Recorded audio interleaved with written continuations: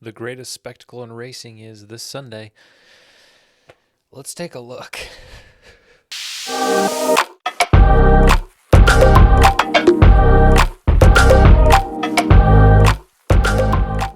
Welcome back to the Green Means Go channel. It's your host, me. I'm just going to get on here and be the first to say that I do not follow IndyCar. Okay? I don't really know a ton about it.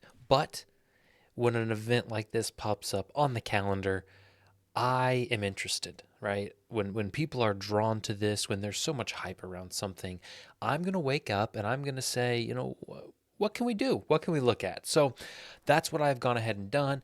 Remember, if you like the content, okay, I put a little bit of effort into this and I'm going to walk you through it. But if you like the content, a like, a subscribe, a comment goes a long way. And feel free to comment and correct me at every turn. No pun intended, right? We got 4 of them. That's a racing joke. And I just want to say that this is more for entertainment. Now, all of my videos, while I do put some time into the analysis and talking about these things, I need you guys to know that, you know, this is merely to entertain, to give you guys a perspective, to let you guys think about new things, to help you make good decisions, but I'm not guaranteeing that you are going to become financially independent from tailing my picks. So I just want to clear that up. I'm going to start kind of putting that caveat in. I think in this space right now, there's a ton of voices and a ton of people who are all vying for your attention, and they all are trying to scream the loudest and prove that they are winners. And I'm not going to say I don't believe them, but I'm not sold yet. And I want you guys to just understand that I'm not trying to scream at you saying I'm a winner, but I am trying to provide you guys with angles. And so that's why we're here today to talk about the Indy 500. And you can see I am just really prepared, right? I'm going to go ahead and title this, make it more official. So this is the 107th running of the Indy 500. I was actually at qualifying last weekend. I do not live too far, not to dox myself, too far of a hop, skip, and a jump from the location where the Indy 500 is ran, and I'd never been to the track, which is pretty sad. And so I was able to make it out there, and massive place, really. It's interesting to see if you've never seen it.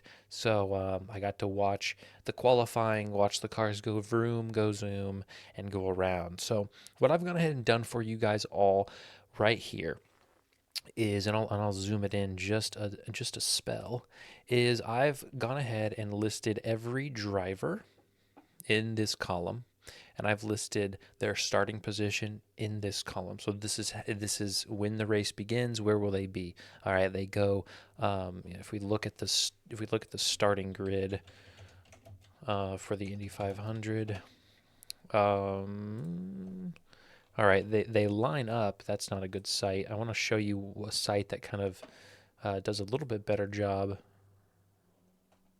Be nice if my internet would cooperate. That kind of shows you this one, okay? Shows you the row. So they line up 3 cars per row. So it goes in intervals of 3, right? So don't know if you heard that, but I did get an ESPN alert about new MLB power rankings.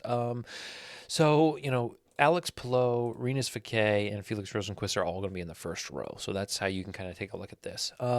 In this column, I've given you the odds that DraftKings has listed at time of recording, which is May 25th at noon, FanDuel's odds, and Caesars.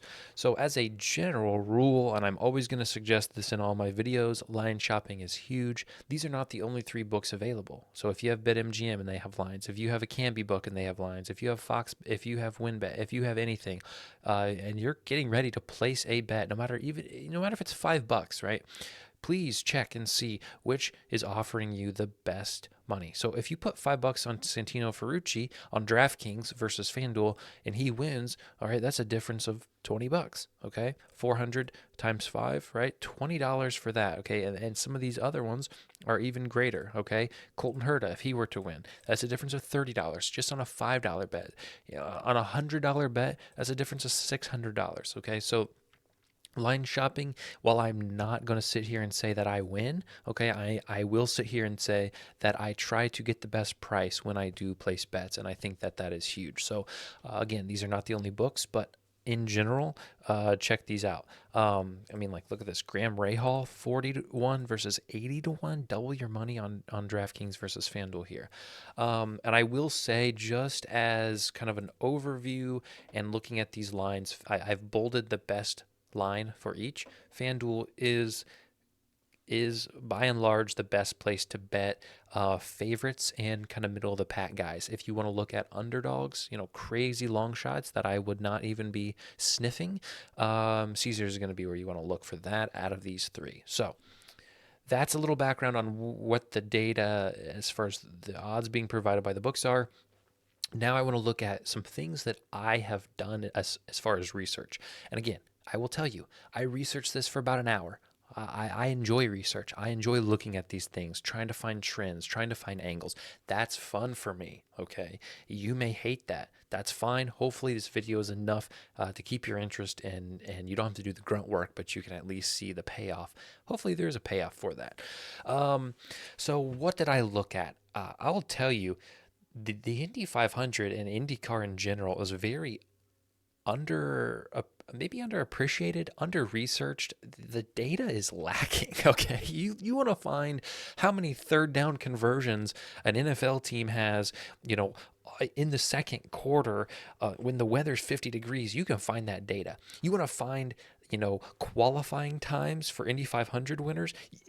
You got to dig. Okay, that's a pretty big deal. How are these racers qualifying for their position in the Indy 500, and then how does that translate to actual results? Where's the data, right? You can't find it. So it kind of blew my mind that an event this large really is underappreciated. And can you name another IndyCar event, right? So maybe that's why.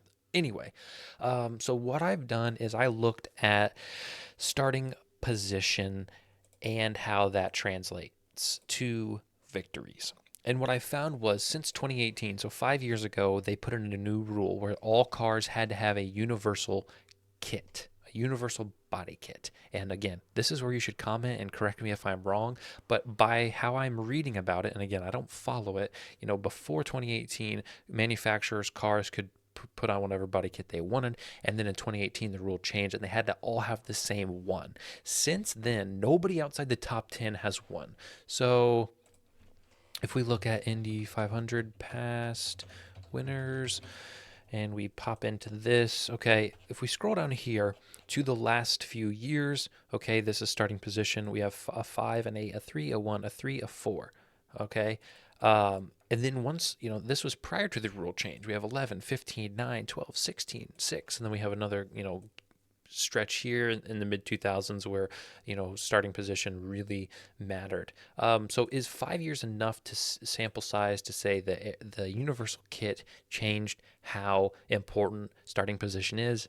No, but it's something that I will take into consideration and did take into consideration for this video. So if there is a 1 in this column, it means they are starting in the top 10, and since 2018 has been a measure of success for this race. Okay, next column I have here is Penske and Ganassi vehicles. And I'll cut out the boring stuff in terms of what that means, but Penske and Ganassi vehicles have dominated at Texas and Indy, which are two oval courses. These cars race on streets, okay, loop-de-loops and windy-zoos and zigzaggy das, not for Indy, right? IndyCar is a oval, okay? And Penske and Ganassi cars historically and recently have performed the best. So I've gone ahead and put a tally if the car is a Penske or a Ganassi car. So you have Palou, you have Dixon, you have Ericsson, who won last year, you have Takuma Sato, Newgarden, McLaughlin, and Will Power. Okay, does that mean they're going to win? Absolutely not. But it is something that I found value in and I have labeled as important. Okay.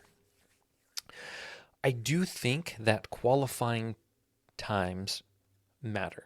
a car who is running 3 to 4 seconds behind in qualifying, I do not believe is going to compete on Sunday.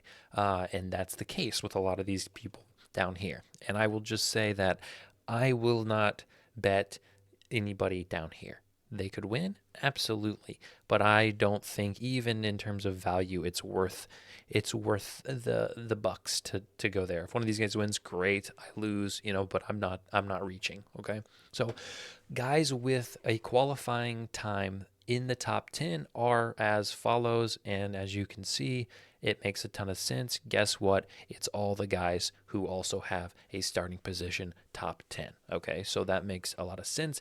But I do think that that is a massive metric, especially since 2018. Probably could have left the column out, but I realize it's double counting data, so maybe not important. But I do think that matters. Okay. Um, and as it relates to this, and I can't believe I'm just neglecting these massive graphs that I that I took the time to construct.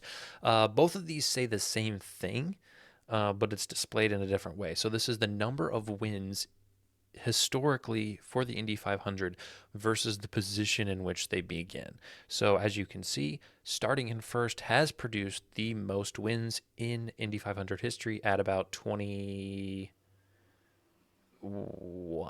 Okay, I guess I can move this over. I have the data. Yeah, 21. Okay. Um, the next highest would be third at 13. Oh, that's cool. Didn't know you could hover over that and see the data. Okay. So if you just look right here, I mean, this is the clump right here. You want to be top five historically. Okay. This I like a little better because you can see first, second, third, fourth, fifth. You get all the way to top 10 here, and you're talking about 75% of the wins historically. And to me, that matters. To me, that it's been run enough times, especially recently, that these numbers, top five, play a huge difference in how this race ends up. So, again, I think it is a very important metric and something I definitely used when looking at my picks. I went ahead and I went ahead and tossed. I put on the wins historically at this track. So who has won here? Scott Dixon, Alexander Rossi, Marcus Harrison last year, Sato twice, Will Power once, Tony Kanaan once, Pagenaud, Castroneves, Helio's won more than once. What am I doing? He's won like 3 times here. One, two, three, four times. That's nuts. It might be worth a ticket just for old time's sake. Ryan Hunter-Reay. Okay, because I do think that at a track that's so unique, and by unique I mean boring, but requires. Again, I'm going to talk like I know, but I think a road course that winds and zigzags requires a different set of skills and abilities than an oval should. So I do think that this is one where historical performance matters. Okay, so this is the data. You use this data however you want. If you're planning to bet on the Indy 500, even if it's for an office pool, and you stumble across this video, hopefully this can help you look at your decision. And not that these are the metrics that are gonna dictate the event, but they are metrics that I think are valuable. Okay, so take this and use it however you would like. Even if it's sitting around at your Memorial Day cookout, and you're sitting there and you're saying, I really like Sato. He's got he's got he's a Penske, he's a Ganassi car. Ganassi just signed him. He's got 2 wins already at the track. He won in 2017. He won in 2020. What comes after that in the pattern? 6th grade math. Let's do some pattern analysis. 17, 20. What's next? 23. Oh my gosh, it's 2023, and that is why, ladies and gentlemen, my top pick in the Indy 500 is Takuma Sato. He's going back to back to back, alternating 2 years in between. Okay. At 12 to 1, I do think there is, I think it's a great number for him. He's meeting all the metrics. He has the wins. He looked good in qualifying when I was there. And I'm going to say that puff out my chest a little bit, like I know what I'm talking about. He looked great in qualifying, right? Um, but he's my top pick. If I had to only place one bet on this, and I'm not gonna bet more than $10 on this, okay? I'm not gonna go. This is not a bankroll busting. I mean, this is like this is a tenth of a unit. You know, this is. I'm gonna track this because I track every bet I make, but this is not, a sizable bet. This is Sunday's going to roll around. It's going to be beautiful weather. It's going to be blacked out. I'm going to have to find an illegal stream. Please don't shut me down to even watch this. It's just for fun, right? So we're going to go Sato at 12-1. My two other picks in order are Scott Dixon at 8-1, another Chip Ganassi guy who has the proof in the pudding, if you will, and Alex Palou at 600.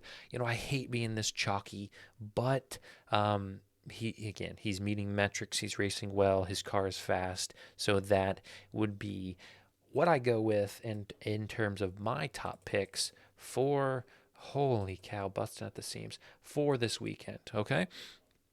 Now, if you want to talk value, if you want to talk, I got a free bet, and I don't want to put a $5 free bet on Alex Palou at plus 600 to win 30. That's not my speed. And here's the thing. Let's say a promotion pops up. Okay, and this is really why I'm doing this. Am I going to bet all these guys? No. But if I get a promotion, bet the Indy 500 winner. If they get top 5, you get your bet back, right? Now have this data and I have these angles, and now I feel more confident. So if it's something like that, where you just want to grab some value, what I find as a value play, probably the top value play on the board, and you could probably guess just by kind of looking at this chart, we're going to go with Tony Kanaan at 22-1, a guy who, again, has won this race before, a guy who, in qualifying, if we want to look at qualifying outliers, you got 9 guys right here, are the 9 best odds. And then you got this guy down here who ran, the one of the fastest times, and he's not getting the love that these guys are getting.